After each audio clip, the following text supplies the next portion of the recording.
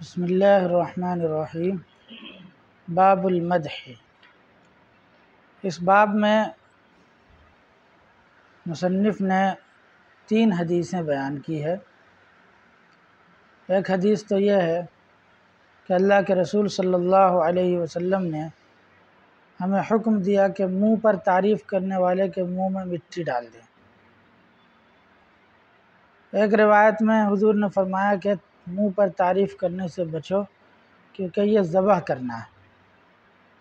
اور ایک صاحب نے کسی کی تعریف کی حضور کے سامنے، تو حضور صلی اللہ علیہ وسلم نے فرمایا کہ تم نے اپنے ساتھی کی گردن کاٹ دی۔ تو ان روایات سے معلوم ہوتا ہے کہ منہ پر تعریف نہیں کرنا چاہیے، کیونکہ جس کی تعریف کی جاتی ہے وہ پھر عجب میں، خود پسندی میں مبتلا ہو جاتا ہے، کبر و غرور میں مبتلا ہو جاتا ہے اور اس کی ترقی رک جاتی ہے۔ لیکن بہت سی احادیث میں سامنے تعریف کرنے کے بارے میں احادیث وارد ہوئی ہیں، تو دونوں میں تطبیق کی کیا شکل ہے؟ کوئی ایسا آدمی ہو کہ اس کے سامنے اگر اس کی تعریف کر دی جائے تو وہ عجب اور خود پسندی میں مبتلا نہ ہو، تو پھر ایسے شخص کی تعریف کرنے میں کوئی حرج کی بات نہیں ہے۔ یا کسی نے کوئی بہت اچھا کام کیا اور اس کی حوصلہ افزائی کے لیے آپ کچھ کلمات کہہ دیں تاکہ وہ مزید اور کام کر سکے، تو اس طرح کی تعریف کرنی چاہیے، بلکہ مستحب ہے کہ ایسی تعریف کی جائے۔ ہاں کوئی ایسی شخصیت ہو کہ جس کے اندر تعریف کرنے والے کی تعریف سے اور برائی کرنے والے کی برائی سے اس کو کوئی فرق نہیں پڑتا ہو، تو پھر ایسے شخص کے سامنے تعریف کرنے میں کوئی حرج کی بات نہیں ہے۔ چنانچہ اس سلسلے میں حضرت مولانا رشید احمد گنگوہی رحمۃ اللہ علیہ کے بیعت کا واقعہ جو ہے وہ اگر آپ حضرات سن لیں تو بہت سی حقیقت سمجھ میں آئے گی۔ علماء دیوبند میں مولانا رشید احمد گنگوہی رحمۃ اللہ علیہ کا مقام بہت اونچا تھا، علمی اعتبار سے، فقہی اعتبار سے۔ حضرت مولانا انور شاہ کشمیری رحمۃ اللہ علیہ فرمایا کرتے تھے کہ مولانا رشید احمد گنگوہی کے بارے میں ہوا افقہ من الشامی، وہ علامہ شامی سے بڑے فقیہ ہیں۔ آپ سوچئے علامہ شامی کا کیا مقام ہے فقہ میں، اور یہ بات کہہ کون رہے ہیں؟ علامہ انور شاہ کشمیری رحمۃ اللہ علیہ۔ تو انہوں نے تو ایسے ہی نہیں کہہ دیا ہوگا۔ حضرت مولانا الیاس صاحب رحمۃ اللہ علیہ بہت کم عمری سے مولانا رشید احمد گنگوہی رحمۃ اللہ علیہ کی صحبت میں انہوں نے وقت گزارا، تو مولانا الیاس صاحب رحمۃ اللہ علیہ کا ان سے اتنا گہرا تعلق تھا کہ بزرگوں میں مولانا الیاس صاحب رحمۃ اللہ علیہ کا رونا بہت مشہور ہے، بہت رویا کرتے تھے۔ وہ فرماتے ہیں کہ میری پوری زندگی کا رونا ایک طرف، لیکن جس دن مولانا رشید احمد گنگوہی کی وفات ہوئی تھی اس دن ان کی وفات پر جو وہ روئے ہیں وہ رونا ایک طرف، وہ زیادہ بڑھ جائے گا۔ اس قدر گہرا تعلق مولانا رشید احمد گنگوہی سے تھا ان کو۔ تو بہت متبحر عالم تھے۔ گئے تھے تھانہ بھون کسی دوسرے کام سے، تو معلوم ہوا کہ یہاں حاجی امداد اللہ مہاجر مکی ہیں، ملاقات کر لیتے ہیں۔ تو ملاقات کے لیے ان کی خدمت میں حاضر ہوئے، تو حاجی امداد اللہ مہاجر مکی رحمۃ اللہ علیہ نے ان سے کہا کہ رشید احمد تم بیعت کیوں نہیں ہو جاتے؟ تو کہا کس سے ہو جاؤں؟ تو انہوں نے کہا کہ مجھی سے ہو جاؤ۔ تو بولے ٹھیک ہے، تو رک گئے۔ تو حضرت نے کہا کہ بیعت تو ہو جاؤں، لیکن آپ لوگ جو بہت زیادہ ذکر و اذکار بتاتے ہیں، اوراد و وظائف بتاتے ہیں، اس کی پابندی میرے سے نہیں ہو پائے گی۔ میں پڑھنے پڑھانے کا آدمی ہوں اور علمی مشغلہ ہے، تو زیادہ اوراد و وظائف کی پابندی میں نہیں کر پاؤں گا۔ انہوں نے کہا میں نے یہ کب کہا کہ تم جو ہے اوراد و وظائف کی پابندی کرو، میں نے تو صرف یہ کہا کہ بیعت ہو جاؤ۔ تو بیعت ہو گئے۔ اب جب بیعت ہو گئے تو وہیں قیام کا ارادہ کیا، اور خدمت پڑھانے کی جو ذمہ داری تھی وہ کسی اور کے سپرد کر کے وہیں قیام کا ارادہ کر لیے۔ حاجی امداد اللہ مہاجر مکی رحمۃ اللہ علیہ نے اپنے خادموں سے کہا کہ ان کا بستر میرے بستر کے پاس لگانا، چارپائی۔ تو رات میں قیام وہیں خانقاہ میں ہوا، اور پتہ نہیں حاجی صاحب نے کیا توجہ ڈالی، تو حاجی امداد اللہ مہاجر مکی رحمۃ اللہ علیہ کے بازو میں سوئے۔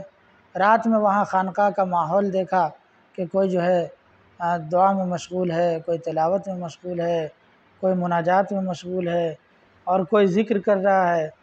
تو مولانا رشید احمد گنگوہی رحمۃ اللہ علیہ فرماتے ہیں کہ میرے ذہن کی اسکرین پر گویا قرآن کی وہ آیات چلنے لگی جس میں اللہ تعالیٰ اپنے نیک بندوں کا کیا اوصاف بیان کرتے ہیں، جیسے تتجافی جنوبہم عن المضاجع یدعون ربہم خوفا وطمعا، کہ اللہ کے نیک بندے وہ ہوتے ہیں جن کے پہلو بستروں سے الگ ہوتے ہیں اور وہ اللہ کو یاد کرتے ہیں۔ پھر اسی طریقے سے جو ہے جن آیات میں صبح و شام اللہ کو یاد کرنے کا تذکرہ موجود ہے، تو وہ سب جو ہے ان کے ذہن میں آیات گھومنے لگیں۔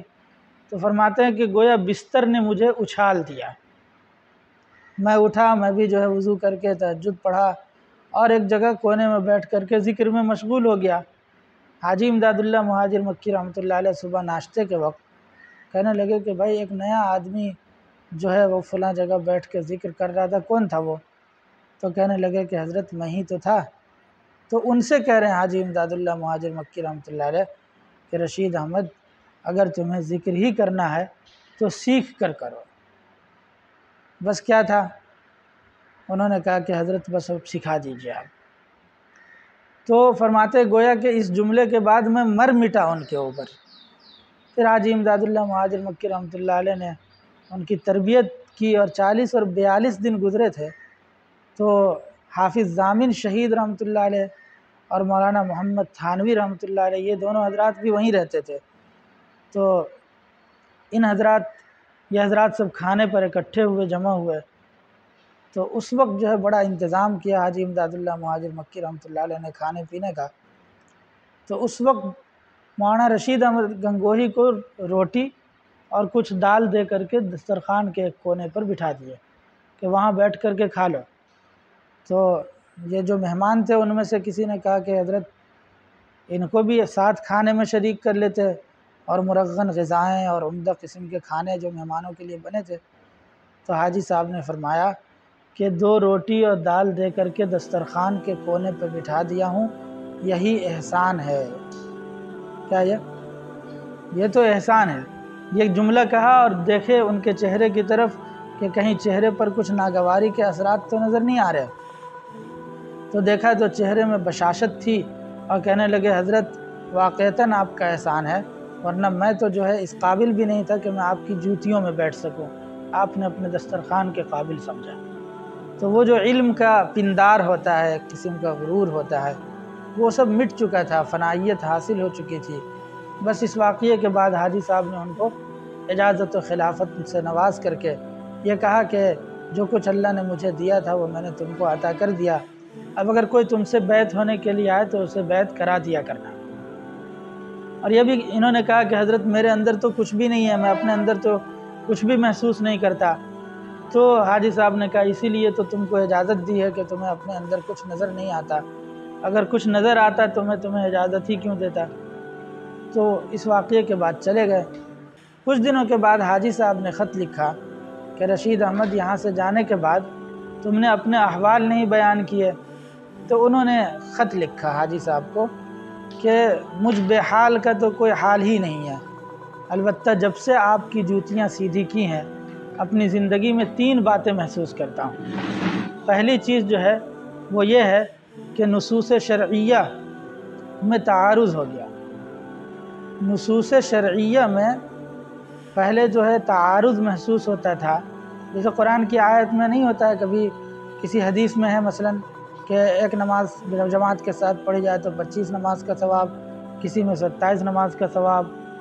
قرآن میں ہے کہ کسی کا عمل کسی کو کام نہیں دے گا، اور پھر ایک طرف ایصال ثواب کی احادیث بھی ہیں۔ تو یہ سب جو ٹکراؤ ہے، تو پہلے جو ہے جب ٹکراؤ محسوس ہوتا تھا تو اس کے لیے بہت سی شروحات اور کتابوں کا مطالعہ کرنا پڑتا، تفاسیر کی، تب جا کے وہ مسئلہ حل ہوتا تھا۔ اب جو نصوص شرعیہ میں تعارض ہوتا ہے تو وہ خود بخود حل ہو جاتا ہے، کسی کتاب کی ضرورت نہیں پڑتی ہے۔ دوسری تبدیلی یہ آئی کہ شریعت طبیعت بن گئی ہے۔ شریعت کیا بن گئی ہے؟ یعنی جیسے آدمی کو کسی چیز کی عادت ہو جاتی ہے نا، کسی گٹکھا کھانے والے کو گٹکھا کی عادت ہے تو جب تک وہ نہیں کھائے گا اس کو چین نہیں آئے گا، ہے نا. پان کھانے والے کو پان کی عادت ہے، وہ جب تک پان نہیں کھائے گا اس کو چین نہیں آئے گا. تو شریعت کے پر عمل کرنا اتنا آسان ہو گیا ہے اور ایسا ہو گیا ہے کہ جب تک عمل نہ کر لو اس وقت تک چین نہیں آتا ہے.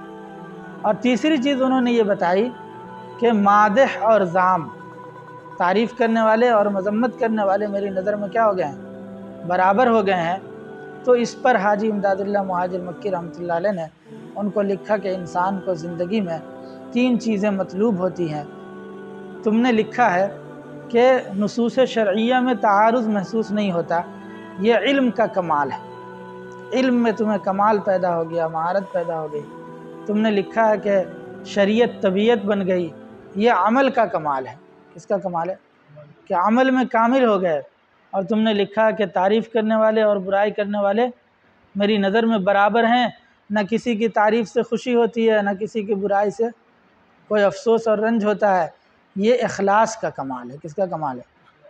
تو انسان کو زندگی میں 3 چیزیں مطلوب ہیں، علم میں کمال، عمل میں کمال اور اخلاص میں کمال. اور اللہ نے تم کو وہ تینوں چیزیں عطا فرما دی.